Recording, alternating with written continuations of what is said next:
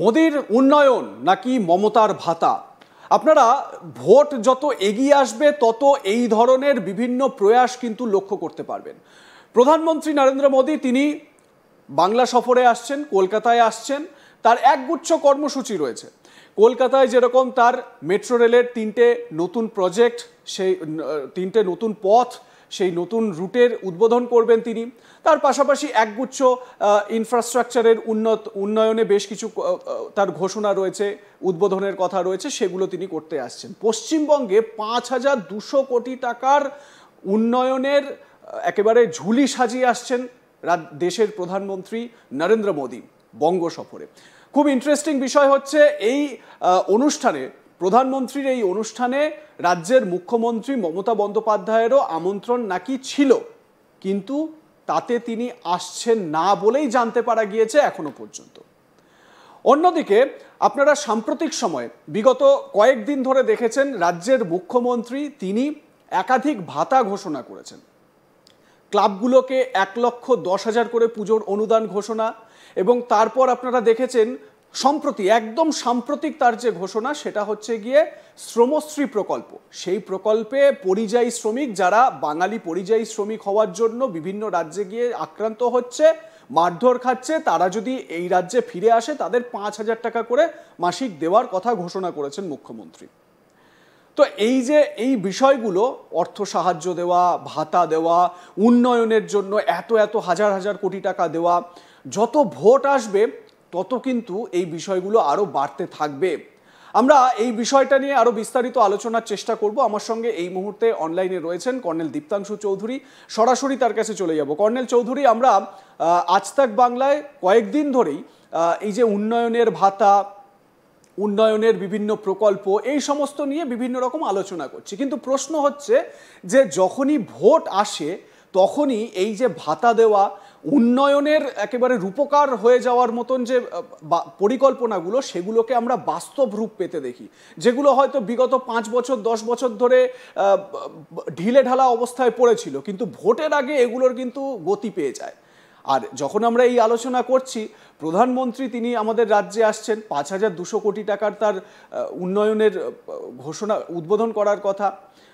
এবারে ভাবুন, বিহারেও তিনি যাচ্ছেন গতকাল, আগামীকাল, এবং বিহারে যখন তিনি যাচ্ছেন, বিহারের জন্য 13,000 কোটি টাকা বরাদ্দ করেছেন, পশ্চিমবঙ্গের জন্য 5,200 কোটি টাকা।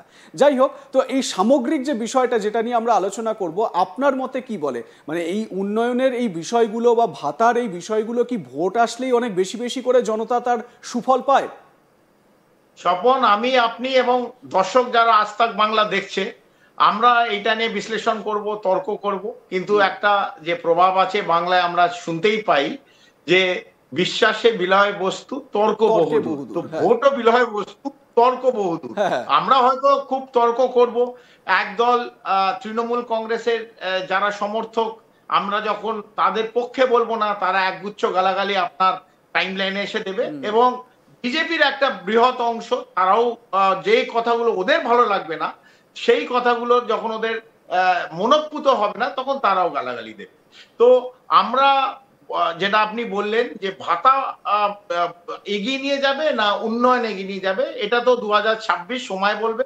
আমিও ওই টিয়া পাখি নিয়ে বসিনি, আর আপনিও কোনো পাঁজি খুলে বলতে পারবেন না। তো এই রাজনৈতিক নেতারা অনেকে পাঁজি খুলে দিন ক্ষণ সব বলে দেয়, কে কবে অ্যারেস্ট হবে, কে কাকে ইডি সিবিআই তুলে নেবে, কবে সরকার পড়ে যাবে, কবে সরকার গঠন হবে। রোজই 14 তলা থেকে কেউ কাউকে নামায়, রোজই কেউ না কেউ 14 তলায় আবার লিফটে উঠে পড়ে। তো এটা হচ্ছে মোট ছবি হচ্ছে পশ্চিম বাংলা। কিন্তু সাধারণ মানুষ, স্বপন, আমরা যখন এই আজকে বিশাল বৃষ্টি কলকাতা, আমি কলকাতার আশেপাশেও মারাত্মক বৃষ্টি হচ্ছে, এবং আপনি যদি কলকাতার একটু বাইরে যান এবং হাইওয়ে, ন্যাশনাল হাইওয়ে নিয়ে যদি যান, এই শিলিগুড়ির দিকে যদি ন্যাশনাল হাইওয়ে কৃষ্ণনগর ক্রস করেন, তাহলে আপনি বুঝতে পারবেন রাস্তার কি অবস্থা। এই যে জনপ্লাবিত, জল প্লাবিত, পুরো জলে মেন হাইওয়ে বিভিন্ন জায়গায় ভেঙে ডুবে আছে। বিভিন্ন যে স্টেট হাইওয়ে, আপনি যদি বোলপুর দিয়ে ভেতর দিয়ে যান, শান্তিনিকেতন ক্রস করে ওই রাস্তা দিয়ে গিয়ে আবার হাইওয়েতে পড়েন, এই রাস্তাগুলো যা অবস্থা। অথবা আপনি যদি কোনা এক্সপ্রেসওয়ে দিয়ে যান, কোনা এক্সপ্রেস এক সময় একদম মাখনের মতন রাস্তা ছিল, আজকে রাস্তার ভগ্নদশা, ভেঙে বিরাট বড় বড় পটহোলস হয়ে গেছে, কেউ সারাচ্ছে না। সেটা কেন্দ্রে যেমন আঙুল তুলে দেখানো যায়, রাজ্যকেও আঙুল তুলে দেখানো যায়, কিন্তু যে সাধারণ মানুষ, আমি তুমি এবং হাজার হাজার সাধারণ মানুষ যারা এই রাস্তা ইউজ করছি প্রত্যেক দিন, যেই রাস্তার ওপর দিয়ে পশ্চিমবাংলায় এই বাণিজ্যিক গাড়িগুলো রোজ ঢুকতে, যে খাবার, ফল, সবজি নিয়ে ঢুকতে, সেই লরি তাদের জিজ্ঞেস করতে হবে তারা কি ভোগান্তি প্রত্যেক দিন হচ্ছে, প্রত্যেক রাস্তা ভাঙা, কিন্তু এই দিকে কারোর নজর নেই। কারণ ভোট বলার বস্তু, এই বিহার ভোট আপনি তো বলেই দিলেন যে বিহারে ডবল টাকা দেবে এবং পশ্চিমবাংলায় তার থেকে কম। এবার কেউ বলবে যে এই তিনটে যে মেট্রো রেল প্রধানমন্ত্রী কালকে ইনগরেশনের জন্য আসছে, তৃণমূল বলবে এটা তো মাননীয় যখন রেলমন্ত্রী ছিল তখনই এটা শুরু করেছিল, এবং এরা বলবে, বিজেপি বলবে এটা তো ইনি শেষ করছে। তো একজন শুরু করবে, একজন শেষ করবে, এটা নিয়ে কৃতিত্ব নেই। Development is a ongoing process, এটা স্ট্যাটিক না, ডেভেলপমেন্ট ইজ ডাইনামিক। ডেভেলপমেন্ট, প্রগতি চলতে থাকবে, প্রগতি কোনোদিন বন্ধ হতে পারে না, একজন শুরু হবে, একজন শেষ করবে। তো এটাই হচ্ছে নিয়ম, এটা কালের নিয়ম।